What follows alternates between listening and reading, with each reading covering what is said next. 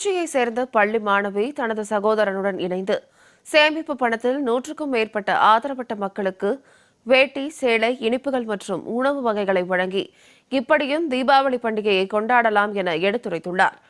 ஆண்டுதோறும் இதுபோன்ற சேவைகளை புரிந்து வரும் மாணவியின் ஈகை குணம் குறித்து இந்த செய்தி தொகுப்பில் பார்க்கலாம். இந்துக்களின் முக்கிய பண்டிகைகளில் ஒன்றான தீபாவளி பண்டிகை உலகம் முழுவதும் கோலாகலமாக கொண்டாடப்பட்டது. சந்தைக்கு வந்துள்ள புதிய நவநாகரிக ஆடைகளை வாங்கி அணிந்து கொண்டும், விதவிதமான பட்டாசுகள் வெடித்தும், மத்தாப்புகளை கொளுத்தியும் வண்ணமிக தீபாவளியை பொதுமக்கள் கோலாகலமாக கொண்டாடினர். பணம் இருப்பவர்களுக்கு தீபாவளி பண்டிகை கொண்டாட்டம், பணமில்லாதவர்களுக்கு தீபாவளி திண்டாட்டம்தான் என்கின்றனர் ஏழை எளிய குடும்பத்தினர். வழக்கமான நாள் போல இந்நாளை கழிப்பதற்கும் தவிர்ப்பதற்கும் பலரால் இயலவில்லை.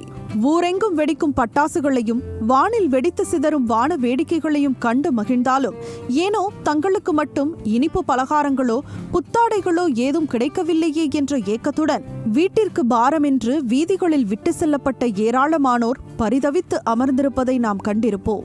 அந்த வகையில் இயன்றதை செய்வோம் இல்லாதவர்க்கு என்ற உயரிய நோக்கில் தமிழர்களின் பாரம்பரிய சிலம்பத்தில் கின்னஸ் உலக சாதனை உள்ளிட்ட பல்வேறு சாதனைகளை நிகழ்த்திய பள்ளி மாணவி சுகிதா தன்னால் இயன்ற உதவிகளை இல்லாதவருக்கு செய்து வருவதை ஆண்டுதோறும் வாடிக்கையாக வைத்துள்ளார். திருச்சி மாநகர் சுப்பிரமணியபுரத்தை சேர்ந்த மோகன் பிரபாவதி தம்பதியினரின் மகளான மாணவி Sugitha Saint Joseph Anglo Indian மேல்நிலைப் பள்ளியில் 11ஆம் வகுப்பு பயின்று வருகிறார். தீபாவளி பண்டிகையை கொண்டாட இயலாதவர்கள் மற்றும் குடும்பத்தினரால் கைவிடப்பட்டு சாலையோர நடைபாதைகளில் வசித்து வரும் முதியோர்களுக்கும் பெண்களுக்கும் தனது சேமிப்பு பணத்தை கொண்டு சேலை, கைலி, துண்டு மற்றும் இனிப்பு வகைகளுடன் 100 ரூபாய் பணமும் தனது வீட்டில் சமைக்கப்பட்ட பிரியாணி பொட்டலத்தையும் வழங்கி தீபாவளியினை மன நிறைவுடன் கொண்டாடியுள்ளார் மாணவி சுகிதா.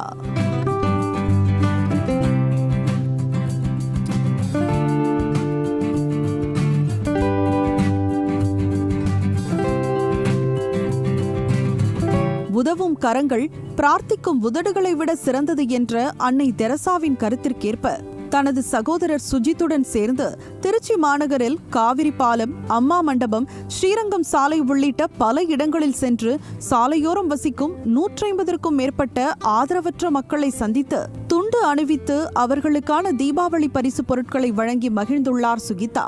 கை படைக்கப்பட்டதோ ஈவதற்கு, அதனால்தான் ஈகை என்று பெயர் வந்ததாக கூறுகிறார்கள். இளம் பள்ளி மாணவியின் இத்தகைய ஈகை குணத்தை பாராட்டி வாஞ்சையுடன் புன்னகையை உதிர்த்தவர்கள் ஏராளம்.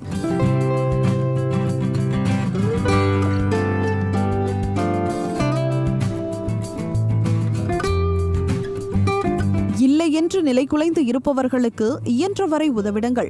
வாழ்க்கை என்பது உதவிதான் என பலர் சொல்ல கேள்விப்பட்டிருக்கிறோம்.